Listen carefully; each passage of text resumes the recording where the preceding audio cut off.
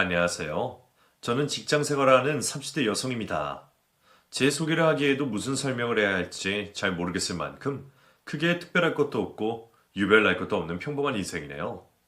그런 제가 이렇게 사연을 쓰게 된 건 결혼 때문입니다. 그러고 보면 평범한 사람들 인생에 결혼만큼 큰 이벤트가 있을까 싶기도 하네요.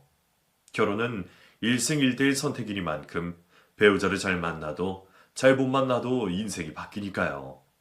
그만큼 신중해야 하는 결혼이지만 또 그렇게 어려운 일이 없다 싶어요. 사람이라는 게 직접 겪어보지 않고서는 잘 모르는 법이니까요.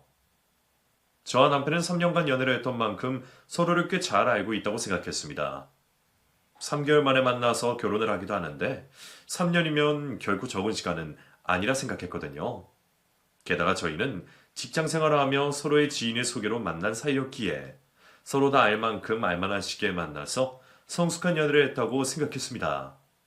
학생 때가 괜히 쓸데없는 감정 소비들도 하고 별것 아닌 일들로 싸우기도 하지만 20대 중반에 만나서 시작된 연애가 그렇게 철없을 수 없으니까요. 저희는 성숙한 사회인이었고 그런 저희들의 관계도 충분히 성숙하다 생각했습니다. 서로 적당한 나이에 만나서 적당히 따질 것 따지며 충분히 현실적인 사람들이었기에 저희는 3년을 만나면서 자연스럽게 결혼을 결정하게 되었어요. 드라마에서처럼 갑자기 뚝딱 프로포즈를 받고 결혼 준비를 하는 게 아니라 만나면서 자연히 서로 결혼 얘기를 나누고 있었죠. 누가 먼저 결혼하자고 얘기를 꺼낸 것도 아닌데 말이에요. 저는 저와 남편이 많이 닮았다고 생각했고 비슷한 점이 많은 만큼 잘 통하는 사이라고 생각했습니다. 그래서 연애 시절에는 크게 싸우는 일도 없었고 말싸움을 하거나 의견 대립이 있지도 않았어요. 결혼관 역시 비슷하다 생각했기에 그런 사람과 결혼을 하면 큰 문제 없이 인생을 잘 헤쳐나갈 수 있을 것 같았습니다. 그런 저희는 당연히 반반 결혼을 하기로 했고 그 문제는 특히나 남편이 늘 중요하게 생각했었어요. 사실 제 또래들 중에 일 안 하는 여자는 거의 없고 저희 세대야말로 남녀 평등에 가장 예민한 세대이다 보니 남편 입장에서도 자신이 남자라는 이유로 가정의 책임을 지어야 할 일은 없다고 생각했겠죠. 저도 남편에게만 부담을 줄 생각도 없었고 애초에 저희들이 벌이가 크게 차이가 나지도 않았던 터라 저도 반반 결혼이 당연하다 생각했습니다. 물론 요즘 같은 시절에 저희들 힘으로만 결혼 준비를 할 수 있는 상황은 아니지만 저나 남편이나 직장 생활하며 저축을 열심히 한 덕에 서로 모은 돈도 꽤 있었고 모자란 나머지는 대출을 받아서 해결할 수 있을 거라 생각했어요.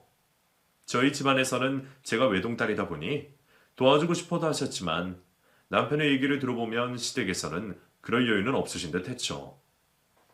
애초에 반반 결혼을 하기로 했으니 도움을 받으려고 해도 양가 도움을 공평하게 받아야 한다 생각했기에 시댁에서 어렵다고 하시니 그냥 어른들 도움 없이 저희 힘으로 해결하려고 했습니다.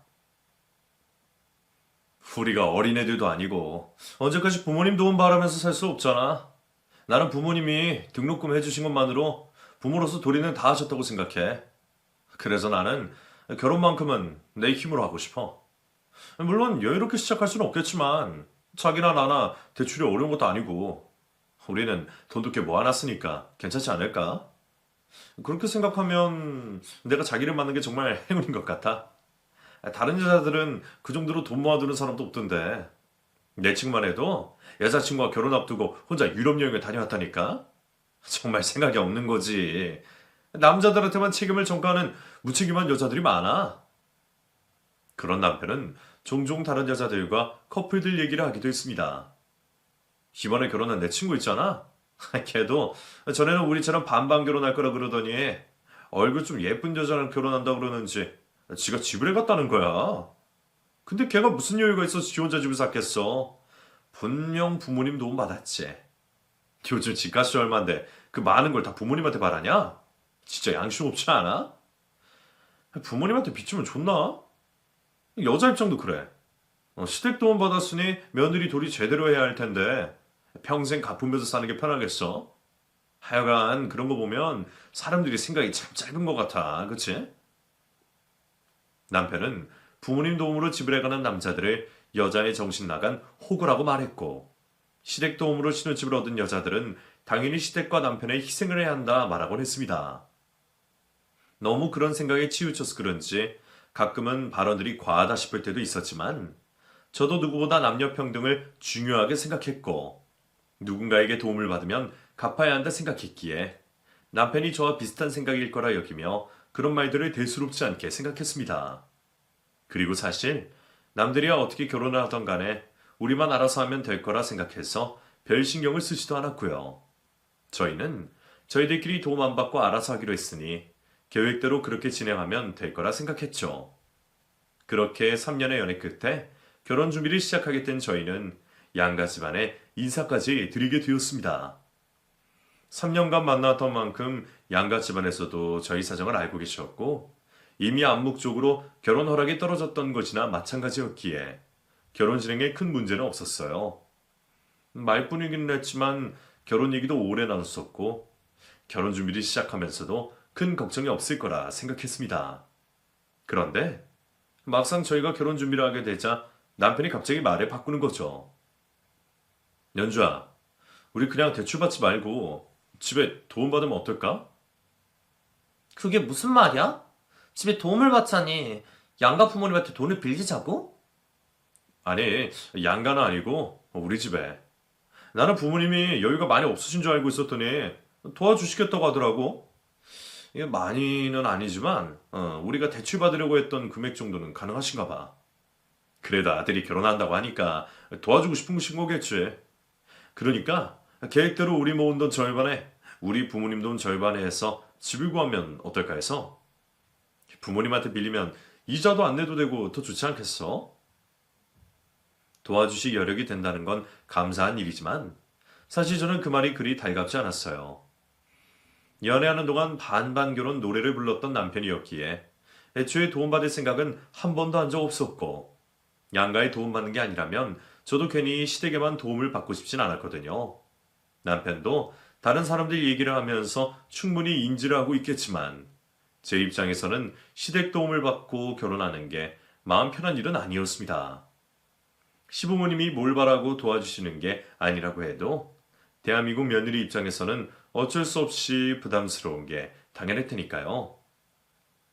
도움받았다는 걸 생각하다 보면 아쉬운 소리를 못하게 될 거고 그러면 뭐 하나 불만 얘기를 하기도 쉽지 않을 게 뻔했습니다. 게다가 시부모님이 보태주신 돈으로 집을 구하면 오롯이 우리 힘으로 얻은 집이 아니다 보니 완전히 저희 집이라고 할 수도 없잖아요. 시부모님은 도와주신 만큼 바라시는 게 있으실 거고 저희 신혼집에 왔다 갔다 하시는 걸 편하게 생각하실지도 모르겠다 싶었죠. 저도 결혼 전부터 시댁이랑 담 쌓고 살겠다는 건 아니지만 시댁이랑 너무 가까이 지낼 생각도 아니었거든요. 적당한 거리감이 좋은 관계를 유지할 수 있는 거라 생각했으니까요. 남자들이야 처갓집에서 발 뻗고 잘 수 있을 만큼 편해질 수 있겠지만 며느리들 입장에서는 안 그렇잖아요. 시부모님이 아무리 잘해주신다고 한들 평생 불편할 수밖에 없을 시댁일 텐데 말이죠. 더구나 이미 시댁에 인사를 드리고 왔던 저로서는 더 걱정이 될 수밖에 없었어요. 아직 잘은 모르지만 시어머니가 은근히 며느리 돌이바라시는 평범한 대한민국 시어머니 같았거든요. 어머니 세대야 그게 당연하셨을 테니 제가 그걸 나쁘다는 건 아니지만 그렇다고 제가 괜히 쉽사리를 당하고 싶은 것도 아니니 미리 조심하는 게 나쁘지 않을 것 같았습니다. 글쎄, 꼭 도움 받아야 하나? 그냥 우리 계획대로 서로 모은 돈에 대출 받아서 시작하는 게 좋을 것 같은데. 대출 이자가 있긴 하지만 우리 회사에서 저금리 대출 받을 수 있잖아. 빚도 능력이라는데 그 정도면 무리하는 것도 아니지 않아? 얘기했던 게 있는데 갑자기 도움을 받자고 하니까 나는 좀 당황스러운데? 당황스러울 게 뭐 있어. 그전이야 도움 받게 될 줄 몰라서 그런 거지만 도와주신다고 하면 말이 달라지지. 부모님이 자식한테 뭐라도 해주고 싶어서 그러시는 건데 그걸 거절하는 것도 좀 그렇지 않아? 우리도 이자 없이 조금이라도 편하게 결혼하면 좋잖아. 언제는 부모님한테 빚 안 주고 싶다며. 도움 받으면 그거 다 빚이고 여자한테도 안 좋다고 언제는 누구 생각이 짧니 불효자니 그러더니 막상 도와주신다니까 막상 자기도 돈 받고 싶은 거야? 그거랑 이거랑은 다르지. 다른 집은 안 되는 형편에 빚내서 도와주신다는 거지만 우리 부모님은 그나마 여유 있어서 해주신다는 거잖아. 그리고 우리 부모님들, 그런 분들 아니셔. 자식 도와주는 건데 그런 걸로 며느리 돌이 바라실까봐 그래? 우리 엄마는 이미 시집살이 같은 거 안 시키시려고 나라고 약속도 했고 더구나 우리는 맞벌이 하는데 무슨 상관이야. 제 입장에서야 꼭 필요한 것도 아닌데 굳이 시댁 도움을 받아야 하는지도 모르겠고 어떻게든 시댁의 도움을 받는다는 게 부담스럽기만 했는데 남편은 받을 수 있는 도움은 받자며 제게 대출 대신 시댁 돈을 받자 설득했습니다. 제가 싫은 내색을 내비치는데도 계속 저를 설득하더라고요. 그런 일로 절대 부담 가질 일 없고 제가 시댁에 눈치 볼 일은 없을 거라고 말이에요. 그 말을 믿어도 되나 싶어서 더 고민스러웠지만 연애하는 동안 다투거나 저를 크게 실망시킨 적 없던 남편이었기에 저는 그런 남편의 말을 결국 믿고 따르기로 했습니다. 저희가 모은 돈 절반에 시댁 도움 절반을 받아 신혼집을 준비하기로 했죠. 시댁에서 도움을 받게 되었다는 말을 들으시고 저희 부모님도 도움을 주겠다고 하셨지만 남편은 굳이 그렇게까지 할 필요가 있겠냐며 저희 친정 도움은 거절하더라고요. 제 입장에서는 평등하지 않은 것 같아서 좀 찝찝하긴 했지만 앞으로 부부들 사이에 너무 재고 따지는 것도 아닌 것 같아서 이번에는 시댁 도움을 받기로 했습니다. 어차피 나중에 아이 낳고 살다 보면 더 큰 집으로 이사를 가야 할 수도 있고 친정 도움 받을 일이야 나중에도 많을 거라 생각했어요. 하지만 결국 그게 제 발등을 찍게 될 줄은 몰랐습니다. 왜 남자들은 자기 엄마는 안 그럴 거라 생각하고 자기 집안은 아니라고 생각하는지 전혀 부담질 일 없으니 마음 편히 시댁 도움 받자던 남편이 신혼집을 얻고 결혼하고 나서는 갑자기 말을 싹 바꾸는 겁니다. 여보, 우리 부모님한테 용돈 좀 드리면 어때? 용돈? 얼마나? 글쎄, 한 50만 원? 50만 원? 우리 형편에 50만 원은 좀 부담스러운 것 같은데. 그럼 양가 100만 원인데 매달 고정 지출로 100만 원씩 나가면 우리 저축은 못해. 무슨 말이야? 나는 우리 집안에만 둘이 사는 건데? 처갓집에는 왜 드려? 부모님 용돈을 드리자고 하기에 저는 당연히 저희 집에도 드리자는 말인 줄 알았죠. 그런데 남편은 애초에 저희 부모님은 생각도 안 하고 있었더라고요. 그런 남편이 일방적으로 용돈을 드리기를 주장하는 건 다름 아닌 그놈의 집값 때문이었습니다. 우리 부모님이 도와주셨으니까 우리도 성의 표시를 해야 하지 않겠어? 그게 무슨 말이야. 분명 나한테는 부담 가질 필요 없다며. 그냥 조건 없이 도와주시는 거라고 하지 않았어? 그건 그렇지만 사람이 어떻게 받고 입을 닫아? 우리가 자식 입장에서 용돈이라도 드리면 좋잖아. 어차피 대출이자 생각하면 똑같은데 그 정도는 괜찮지 않아? 그게 어떻게 똑같아. 대출 받아서 이자를 냈어도 50만 원이 안 될 텐데. 지금 그런 거 일일이 따지자는 거 아니잖아. 당신은 성의 표시도 몰라? 어차피 부모님들한테 용돈 드리면 좋은 건데 우리 집에서 돈 받았으니까 대신 그렇게라도 하자는 거지. 그렇게 칼같이 따질 거야? 그럼 우리 부모님한테도 드려야지. 자식들이로 용돈 드리는 건데 우리 부모님 왜 빼? 그렇다고 양쪽 다 드리면 우리가 어떻게 생활하냐? 우리도 바짝 모아야지. 거기다가 처갓집은 여유도 있으시잖아. 우선은 우리 부모님부터 좀 도와드리자. 나중에 여유 생기면 처가도 챙기고. 도움받기 전에는 분명 부담 가질 필요 없다면서 애써 괜찮다는 저를 어떻게든 설득하더니 결국 도움을 받고 나니까 자식된 도리를 운운하는 남편이었습니다. 그게 시부모님 생각이었는지 남편의 독단적인 생각이었는지 모르겠지만 솔직히 제 입장에서는 갑자기 속은 느낌이었어요. 이럴 거면 똑같이 양쪽에 도움받고 보답도 똑같이 해야 맞는 게 아닐까 싶었죠. 하지만 남편은 시댁보다 여유 있으신 저희 부모님의 사정을 들어 시댁에만 용돈을 드리길 바랬습니다. 이제 와서 생각해보면 그때라도 확실히 했어야 하는데 당시에는 저도 이제 막 결혼을 한 신혼이었고 남편과 돈 문제로 싸우고 싶지 않았어요. 외동딸 키우신 저희 부모님과 달리 아직 시집안간 시누이까지 데리고 계시는 시댁이 저희 집보다 훨씬 여유가 없다는 것도 잘 알고 있었고요. 결혼 전에는 사정을 잘 몰랐는데 결혼하고 보니 시부모님이 노후 준비도 안 되어 계신 것 같고 형편이 생각보다 넉넉하지는 않으신 듯 하더라고요. 반면 저희 부모님은 자식도 하나뿐인데다가 이미 노후 준비도 다 끝나셨고 은퇴 후에도 매달 들어오는 상가 수익도 있으셔서 여유가 있는 편이셨어요. 그래서 저희가 용돈을 드린다고 해도 친정 부모님은 아마 그 돈을 모아서 다시 돌려주시거나 아예 받지 않으실 분들이셨죠. 공평한 것도 좋지만 시부모님도 이제 제 부모님이나 마찬가지인데 싶어서 저도 자식된 입장에서 시부모님을 신경 쓸 수밖에 없었습니다. 그래도 50만 원은 너무 많다 싶어서 30만 원으로 정리를 봤어요. 남편은 받은 도움에 비해 너무 약소하다며 불만을 표했지만 저희 사정에서는 그것도 무리였습니다. 그것도 그럴 게 시댁에 들어가는 돈이 매달 용돈만 있었던 건 아니었거든요. 시부모님 대신 구매해드리는 영양제들이며 기타 잡비를 생각하면 그것만 해도 몇십이 넘었으니까요. 시부모님 모시고 외식 한 번을 하려고 해도 인당 5만 원은 훌쩍 나가고 거기다가 시누이 밥값까지 저희가 계산을 하다 보니 한 달에 한두 번씩 드는 외식비만 해도 충분한 부담이었어요. 반면 저희 부모님은 자식들에게 돈 쓰게 하지 않으신다고 저희가 얻어먹는 형편이다 보니 형평성으로 따져도 시댁에 도움을 드리는 게 한참 많았죠. 그런데도 30만 원 용돈이 적다 그러면 그건 당신 진짜 너무한 거야. 내가 짠 게 아니라. 결국 그런 얘기까지 하고서야 남편도 30만 원 용돈선에 만족하는 듯 했습니다. 저도 이왕 드리기로 한 거 좋은 마음으로 드리고 싶었죠. 그런데 그런 남편보다 더 문제는 다름 아닌 시부모님이셨습니다.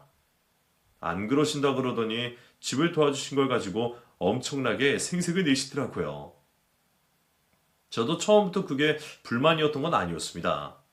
도와주신 건 당연히 감사하고 죄송한 일이기에 그러셔도 어느 정도는 모른 척 넘어갔지만 시간이 지나도 지치지 않고 생색을 내시니 저도 지칠 수밖에 없었어요. 아유, 너는 진짜 복 받은 거야. 요즘 집 얻어주는 시댁이 어디 흔하니? 우리 정도 되니까 니들이 이런 집 사는 거지.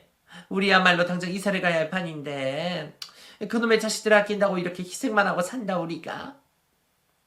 그럴 때마다 저는 늘 감사하고 죄송하다고 말씀을 드렸지만 그런 저의 인사치레로는 성이 차지 않으셨는지 어머니는 날마다 제게 부담을 주곤 하셨습니다. 말로만 고맙다니? 네가 이 은혜를 언제 다 갚을래? 우리야 뭐 자식 잘 되라고 해준 거긴 하다만 또 자식들 입장에서는 받기만 하고 입 닫는 것도 도리가 아니지. 니들이 염치가 있으면 보답할 생각은 해야지 않겠니? 그래서 매달 용돈 챙겨드렸고 때마다 철마다 선물도 하는데 거기서 뭘 도와라고 하시는 건지 잘 모르겠더라고요. 남편한테는 나중에 꼭 호강시켜달라는 말만 그러시면서 저한테는 며느리 도리를 바라셨어요. 예, 다음 주에 우리 김장해야 하니까 너 회사로 빠져야겠다. 네?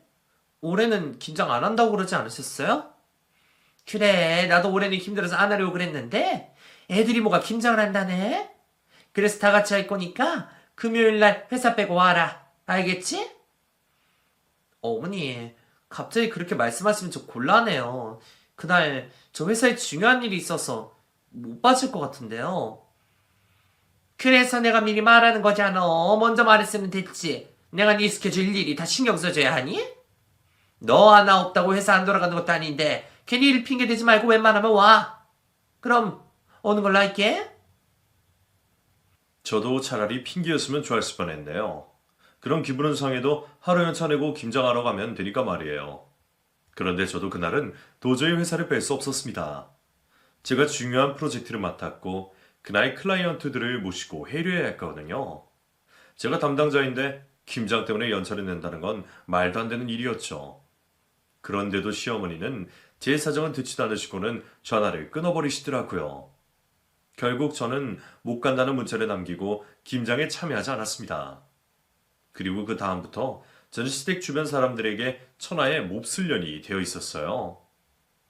예, 너 저번에 결국 김장 안 왔더라? 너 없어서 우리가 얼마나 고생했는 줄 알아? 너 그러는 거 아니다. 어떻게 시어머니 말을 그렇게 무시할 수가 있니? 너희 시어머니가 마음이 여려서 말을 못해서 그렇지. 너 우리 집 며느리였으면 아주 요절났어.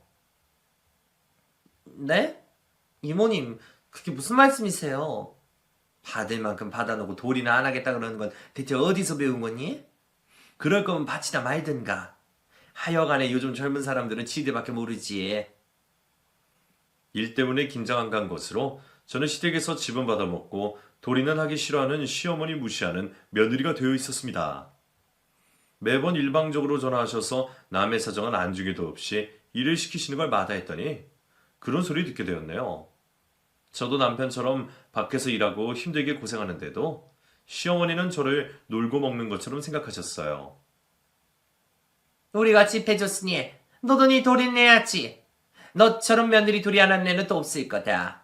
왜 받아놓고 입을 닦아? 어머니, 그럼 이제라도 받은 돈 돌려드릴 테니까 더 얘기 안 하실래요? 저 그냥 원래대로 대출 받을게요. 매달 용돈 챙겨드리고 며느리 도리하느니 차라리 그게 낫겠어요. 내가 몇 마디 했다고 협박이라도 하는 거냐? 넌 집에서 대체 어떻게 배운 거야? 결국 참다 못한 제가 도와주신 돈 도로 가져가시라고 했더니 이번에는 저희 부모님까지 걸고 넘어지시며 저를 괄시하는 거죠. 그 일로 저는 시어머니와 크게 싸웠고 남편은 그런 제 편에 들 생각 없이 오히려 제가 너무했다며 저를 탓하고 있었어요. 좀 참지. 뭐 잘했다고 거기서 그런 말을 해. 아무리 그래도 어떻게 우리 엄마한테 그럴 수가 있어. 시어머니가 먼저 뭐라고 했는지는 신경 안 쓰면서 제가 되바라지게 돈 돌려드린다 그랬다고 기분 상해하는 남편이었어요. 결혼 전에는 싸울 일 없던 저희였는데 결혼 내내 시댁 문제로 싸우게 되었죠. 시댁에 다녀올 때마다 좋은 소리는 못 듣고 반쪽짜리 신혼집 가지고 매일 생색내시는 시부모님을 보니 내가 왜 이 결혼을 했을까 후회가 들더라고요. 그냥 결혼 안 하고 나 혼자 지냈으면 아무 걱정 없이 행복했을 텐데 결혼이 뭐라고 나를 무시하는 사람들과 신경전을 벌여야 하나 현타가 왔죠. 하지만 그렇다고 이혼 결심이 쉽지는 않았습니다. 애초에 그런 일로 이혼을 하는 게 맞나 싶었거든요. 그러던 어느 날 시어머니 편 들며 눈에 가셨던 시누이가 시집을 간다더라고요. 나이가 찼으니 시집을 가긴 가겠다 싶었지만 자기 방도 못 치는 시누이가 시집을 제대로 갈까 싶더라고요. 그래도 시댁 갈 때마다 시어머니 옆에 앉아서 저한테 훈수 두는 시누이를 생각한다면 시집을 가서 눈에 안 띄워주는 게 제게는 좋은 편이라 생각했죠. 그런다고 시누이 결혼에 제가 왈가왈부할 일이 뭐가 있겠나요?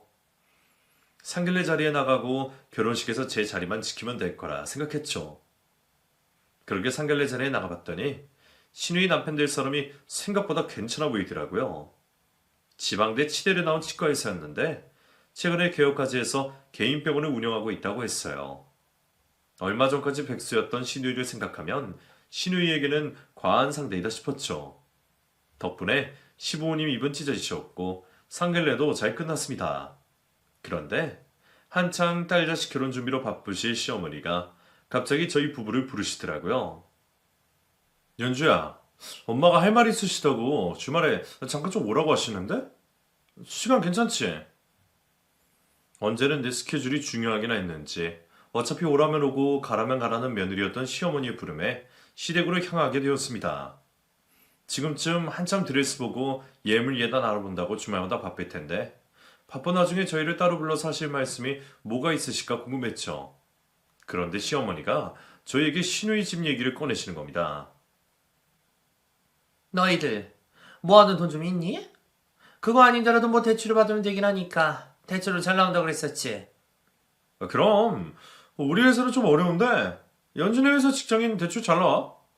우리 원래 집 구할 때 그걸로 하려고 그랬잖아. 남편은 뭔가 아는 게 있는 건지 대출을 묻는 시어머니 질문에 이상해하지도 않고 대꾸를 하는 겁니다. 하지만 아무것도 듣지 못했던 저는 시어머니가 갑자기 돈 얘기를 왜 하시나 싶었죠. 예? 갑자기 대출을 왜 그러세요, 어머니? 돈 필요하세요? 아니, 내가 아니고 우리 선아. 선아 시집 가는데 집은 오빠가 해줘야지. 생각도 못한 말에 저는 순간 표정 관리도 하지 못할 정도로 놀랐습니다. 어머, 새언니 많이 놀랐나 봐. 눈 튀어나오겠네? 언니, 왜 그렇게 놀라요? 그럼 설마 나 시집 가는데 아무것도 안 해주려고 그랬어요? 여보, 이게 무슨 말이야? 당신 알고 있었어? 집이라니. 아가씨 신혼집을 우리가 해준다는 거야? 그게 그렇게 됐어. 아무래도 우리 쪽에서 집을 해결할 것 같아서. 매자가 이번에 결혼한다고 모아둔 돈에 대출까지 끌어서 써서 집 구할 여유 돈이 없나 봐. 그쪽에서는 당연히 우리 쪽에서 집을 해줄 거라 생각하고 계시더라고. 원래 의사 사이 보려면 열쇠 하나 정도 해가는 거야. 어차피 그 병원에 나 다 우리 손아꺼 되는 건데 일종의 투자라고 생각해야지. 암튼 집 우리 쪽에서 하기로 했으니까 너희는 돈이나 준비해놔라. 예? 그걸 왜 저희가 내놔요, 어머니? 저희가 무슨 돈이 있어요? 어머, 얘가 지금 무슨 소리 하는 거야? 그럼 우린 무슨 돈이 있니? 니들 결혼할 때 집 사라고 전 재산 보태줬는데 그럼 당연히 선아 결혼할 때는 니들이 도와줘야지. 너 설마 그런 생각도 없이 그 돈 홀랑 받아먹은 거야? 가족끼리 서로서로 도와 살아야지. 시어머니는 저희가 결혼할 때 집을 받았으니 이제는 저희가 시누이에게 집을 해줘야 한다고 하시는 겁니다. 이게 무슨 뚱딴지 같은 소리인지 저는 황당하기만 하더라고요. 저희가 진짜 집이라도 한 채 오롯이 받긴 했으면 몰라요. 그것도 아니고 당시 4억짜리 집 구할 때 저랑 남편이 1억씩 각출하고 시댁에서 2억 도와주셨는데 그게 집을 해주신 건가요? 심지어 남편 쪽에서 도와주시는 것 때문에 혼수는 제가 다 했어요. 예단도 섭섭하지 않게 해드렸고 심지어 돌려받은 건 없었어요. 치사해서 따지고 싶진 않았지만 그것만 해도 5천만 원은 좋게 됐을 겁니다. 애초에 도움받고 싶다고 한 적 없던 저한테 억지 도움 주시더니 그동안 그 핑계로 많이도 받으셨죠. 매달 용돈에 영양제에 심지어 제 노동까지 착취하셨는데 근데 이제는 그걸 다 하고도 시누이 집까지 해주라고 하시는 게 말이 됩니까? 심지어 요즘 집값이 얼만데 그걸 저희더러 다 하라고 하시는 건지 순간 저는 제가 차라리 잘못 들었기를 바랬습니다. 근데 진심이셨는지 얄미운 시누이까지 저를 도움받고 입 싹 닫는 도둑년 취급을 하고 있는 겁니다. 그 와중에 미리 알고 있었던 것 같은 남편은 시댁 편이었고요. 저는 결국 남편과 그 문제로 대판 싸울 수밖에 없었어요. 당신 다 알고 있었지. 근데 왜 나한테 말 안 했어? 내가 시댁에 불려가서 그런 얘기 들어야 해? 내가 그 앞에서 무슨 말을 할 수 있다고 그런 상황만 들어. 내가 말하면 당신 말도 안 된다고 그냥 무시할 거 아니야. 그리고 엄마가 어른이 직접 얘기하는 게 맞는 거라고 하셔서. 그래서 당신은 진짜 아가씨 집 우리가 해줘야 한다고 생각하는 거야? 그래서 아까 내내 가만히 있었어? 아니, 부모님은 돈이 없다고 하시고 그런 집에 시집 걸으면 집이라도 해가야 할 텐데 뭐 별 수 있냐? 매제도 공부만 열심히 한 개천용이라 집에 여유는 별로 없나 봐. 우리가 그나마 좀 나은 편인 우리 집에 해야지. 그러는 우리는 여유가 있어? 우리는 무슨 돈이 있어서 집을 사줘? 당신 나 몰래 뭐 꽁쳐놓은 돈 있는 거야? 차라리 그렇다고 해라. 그거 아닌 이상 무슨 자신감에 집을 하겠다고 그래. 요즘 집값이 얼마인지 알긴 한 거지. 무슨 말을 그렇게 해? 그럼 내가 뭐 아무 생각도 없이 던졌다 이거야?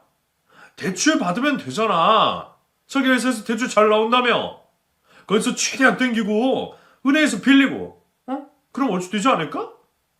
그리고 우리 모은 돈도 좀 있잖아. 그 돈 엄연히 따지면 우리 부모님한테 도움 받아서 그만큼 모을 수 있었던 건데 필요할 때 돌려드리는 게 맞지. 그게 무슨 말도 안 되는 소리야. 시댁 도움을 우리가 뭘 받았는데.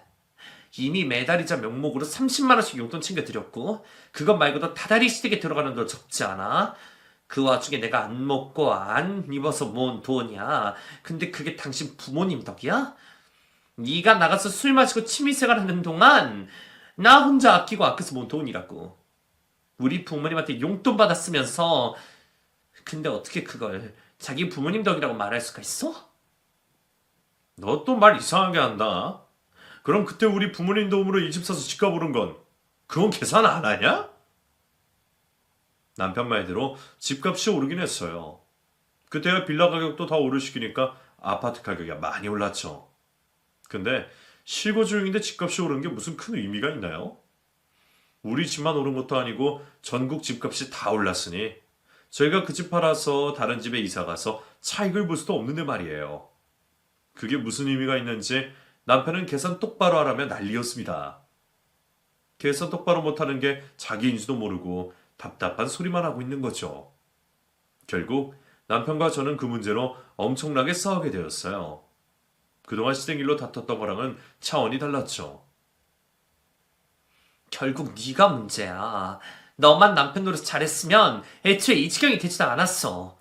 결혼 전에는 남녀가 평등해야 한다. 시집살이 안 할 거다. 거짓말이다 했지. 내가 뭐 얼마나 대단한 걸 받았다고 니네 집에서 그 고생을 했어? 내가 그렇게나 했으면 이제 와서 더 바라면 안 되지. 니네 집 식구들 죄다 도둑놈 신부 아니냐? 진짜 착착 좀 해. 뭐? 너 말 다 했어? 어디서 남의 가족 욕을 해? 그러는 너는 너 혼자밖에 모르고 왜 그렇게 이기적이야? 내가 이기적이야? 너야말로 계산 똑바로 해. 받은 거 갚을 거 다 계산할 거면 나는 이미 할 만큼 했어. 고래고래 소리 지르고 악쓰면서 짐승처럼 싸우다 보니 순간 내가 왜 이 짓을 하고 있지 싶은 생각이 드는 겁니다. 그냥 남편 놈이랑 헤어지면 시댁 때문에 싸울 일도 없고 대출 받아서 시누이 집해줄 일도 없는데 말이에요. 그래도 이혼은 아니라며 스스로를 다독였던 저도 그제서야 결국 이혼 결심이 생기더라고요. 참 신기한 일이었습니다. 그동안 무수히 참을 일들이 많았음에도 결심이 쉽지 않았는데 갑자기 한순간에 마음 정리가 다 되어버린 거죠. 그렇게 저는 남편에게 이혼을 하기로 하며 그 길로 짐을 싸서 집을 나가버렸습니다. 저도 제 돈 들어간 집에서 내 발로 나오는 게 억울하기도 했지만 시댁 도움 조금이라도 받은 집에서 살고 싶지 않더라고요. 거기다가 자기는 절대로 못 나간다는 남편 무시하며 한 집에서 계속 살고 싶지도 않았고요.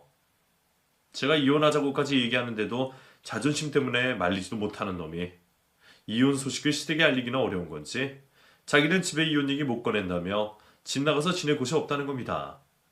그래서 이혼하고 집 팔아서 재산 분할 정리할 때까지 너네 부모님이 도와줘서 마련한 집에서 혼자 잘 먹고 잘 살으라 그냥 두고 저만 빠져나왔어요.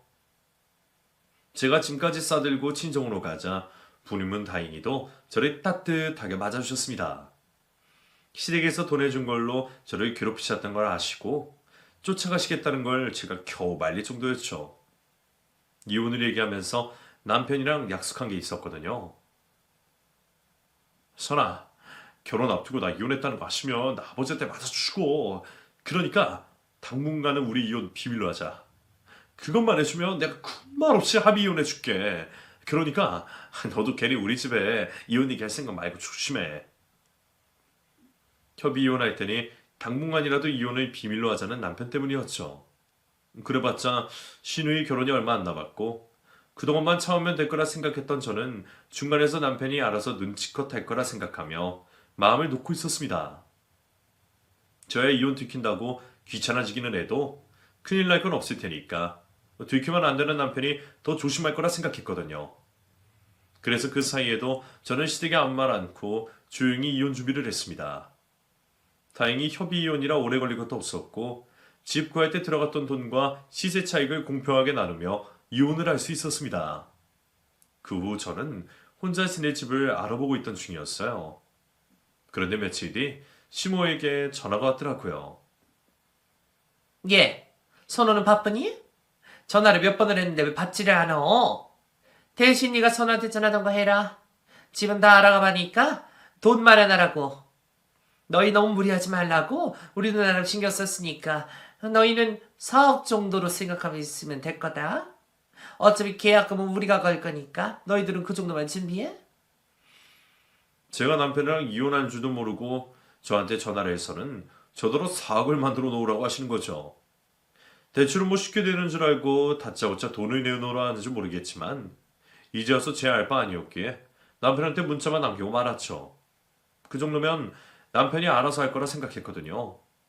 그런데 미련한 건지 괘씸한 건지 이 남편 놈이 너무 기가 막히게도 시댁이랑 연락을 끊어버린 겁니다. 자기도 자기 부모님 때문에 이혼하게 됐다고 성질이 나는지 이렇게 된 마당에 다 귀찮다고 잠수를 타버렸더라고요. 자기네 집 일이면 자기가 알아서 해야지 왜 이혼한 나한테 맡기고 사라진 건지 저는 너무 기가 막혀서 화도 나지 않았어요. 그리고 그 와중에 얼마 뒤 다시 시모에게 전화가 걸려왔습니다. 예, 우리 오늘 계약했다. 계약서 보낼 테니까 알아서 돈 준비하고 여기로 말일까지 잔금 넣어라.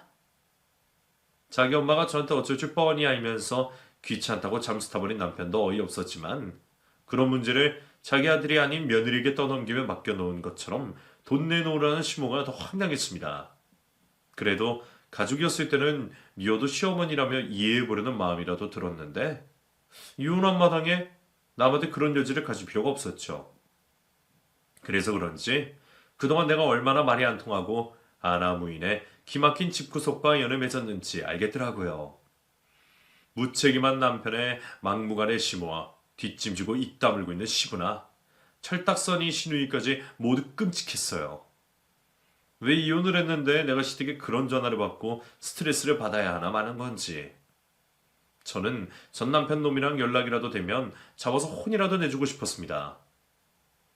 그런 놈이랑 이제라도 이혼을 했으니 얼마나 다행이었는지 몰라도 제가 그동안 그 집 식구들 때문에 안 겪고도 될 스트레스를 받았던 걸 생각하면 위자료를 받지 않은 게 갑자기 억울해지는 거죠. 돈 입금하라는 시모의 전화를 받은 순간 그런 생각이 들었던 저는 우선 알겠다고 하며 전화를 끊었습니다. 네, 알겠습니다, 어머니. 그리고 말일이 되어서 휴대폰을 꺼놓고 있었죠. 그날 마침 월차를 쓴 덕분에 저는 호캉스를 즐기고 있었거든요. 생각해보니 제가 결혼을 하고 하루라도 마음 편히 돈 쓰면서 쉬어본 적이 없더라고요. 휴가 때는 시댁 식구들 데리고 휴가 지내야 했고 내 옷 하나 사는 것도 돈 계산에 늘 미루기만 했던 저였습니다. 그게 다 그 파렴치한 시댁 식구들 때문이라 생각하니 제가 괜히 보상심리가 들었던 거죠. 어차피 내놓은 집만 팔리면 목돈도 들어올 거고 이참에 스트레스나 풀자 싶더라고요.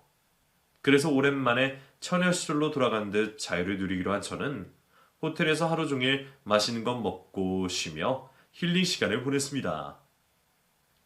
그리고 다음날 체크아웃 시간이 되어 휴대폰에 다시 켰더니 부재 중 전화가 몇백 통이 찍혀있는 거죠. 문자에 전화에 전부 시모와 시누이에 연락드렸습니다. 그리고 제 휴대폰을 켜자마자 또다시 전화가 걸려왔죠. 여보세요? 야, 너 지금 어디야? 너 왜 입금 안 했어? 내가 말일까지 돈 넣으라고 했어? 안 했어? 휴대폰 가지고 두고 대체 어디서 뭘 하고 있던 거야? 너 때문에 지금 계약금 다 날렸어, 알아? 그걸 왜 저한테 찾으세요? 아들이랑은 연락 안 돼도 바쁜가 보다 하고 말더니 왜 나한테 난리예요? 뭐라고? 너 진짜 미친 거니? 아줌마, 나 이제 그 집 며느리 아니고 남이니까 나한테 미쳤냐 돌았냐 그딴 소리 하지 마세요. 확 고소해버릴 거니까. 저 이혼했고 이제 남이에요. 그러게 이제 며느리도 아닌데 왜 날 붙잡고 돈을 넣어라 말아요? 아들 두고 왜 맨날 첫날 며느리한테만 난리냐고요. 뭐라고? 니들 이혼을 했다고? 그런 걸 왜 이제 얘기를 해? 그럼 너 처음부터 돈 낼 생각도 없었던 거야? 지는 시집을 때 받아먹어 놓고 우리 딸 결혼에 채를 뿌려? 말 똑바로 하세요. 난 처음부터 그 돈 받을 생각도 없었고 당신들이 막무가내로 한 거지. 그 핑계로 여태 받을 만큼 받았으면서 욕심도 많네요. 너 이거 어떡할 거야? 계약금만 몇 천만 원인 줄 알아? 이 돈 다 날리게 생겼는데 어떻게 할 거냐고? 너 내가 가만히 안 둔다. 그 돈 네가 다 물어내게 고소할 거야. 하려면 하시든가. 근데 내가 무슨 제목인데요? 사기 협박? 애초에 협박은 그쪽에서 있고 남의 등쳐먹으려 한 것도 사기라면 그 집 식구들이 사기죄로 들어가야겠네요. 아니면 내가 당신들이 나한테 어떻게 했는지 사돈들 집에 다 얘기해 줄까요? 예식장 어딘지 사회치격 어딘지 제가 다 아는데 어떻게 그러기를 원하세요? 너 지금 날 협박하는 거니? 세상에 너 그렇게 안 봤는데 애가 정말 지독하구나. 지독한 건 당신들이라니까 왜 자꾸 적반하장이에요. 혹시나 싶어서 하는 말인데 이번에는 좀 조심하시는 게 좋을 거예요. 아들한테 돈 보태주고 며느리한테 갑질하다가 결국 이혼시켰는데 딸한테 집해왔다고 사이한테 갑질을 생각하지 말라고요. 자식 둘이나 다 이혼시키면 좀 그렇잖아요. 저도 한때 가족으로서 해드리는 말이니까 마음에 새기시길 바랄게요. 그럼 저는 할 말 다 끝났고 앞으로 연락하지 마세요. 시모가 저를 고소하니 많이 한다 했지만 칼자루는 결국 제가 쥐고 있었습니다. 제가 정말 사이에게 무슨 말이라도 할까 싶은지 그제서야 아무 말 못하더라고요. 저도 그쪽에 얘기를 해야 하나 말아야 하나 고민을 했는데 다행히도 그럴 필요가 없었습니다. 알고 보니 신우이 예비신랑 쪽에서는 신우이가 모은 돈으로 집을 해오는 줄 알고 있었더라고요. 어쩐지 능력 없는 신우이가 무슨 재주로 치과에서 남편을 잡았나 했더니 돈이 많고 능력이 있다며 거짓말을 적지 않게 했던 모양입니다. 치과에서 사무될 생각에 신나서 신혼집에 간다 호언장담했는데 근데 신혼집 잔금을 못 치러서 계약금을 날린 걸 알게 된 그쪽 집에서 상황을 알게 되면서 결국 거짓말이 드러나 버렸던 거죠. 그렇게 그 둘은 결국 파혼을 했습니다. 그것도 저는 신우이를 통해서 알게 되었어요. 나 때문에 파혼했으니 책임지라고 술 먹고서 전화가 왔더라고요. 망칠 거면 네 인생이나 망치지. 남의 결혼까지 망치고 난리야. 내가 너 진짜 가만히 안 둘 거야. 복수할 거야. 인사불성이랑 말을 섞어봐야 뭐하나 싶어서 그냥 끊긴 했지만 별로 협박은 되지 못했어요. 복수도 뭐가 있어야 하는 거지. 아무것도 없는 신우이가 저한테 무슨 복수를 할 수 있겠나요? 그래도 자꾸 그 집 식구들에게 연락이 오는 게 귀찮았던 저는 10년 만에 휴대폰 번호를 바꿀 수밖에 없었습니다. 귀찮기는 했지만 왠지 새 출발을 하는 기분은 났죠. 그렇게 지긋지긋한 시댁 식구들과 완전히 인연을 끊어낸 저는 완전히 자유의 몸이 되어 행복한 일상을 즐기고 있습니다. 이런 게 결혼인 줄 알았더라면 처음부터 시작하지 않았을 것을 하는 아쉬움은 있지만 더 늦기 전에 그런 집구석에서 탈출을 한 게 천만다행이다 싶어요. 덕분에 앞으로 제 인생에 결혼은 2번은 없을 것 같네요. 그래도 지금이 신혼 때보다 훨씬 행복한 걸 보면 저는 앞으로도 계속 혼자 잘 살 것 같네요. 그럼 제 이야기를 들어주신 여러분들께 감사를 전하며 인사를 드리겠습니다. 감사합니다.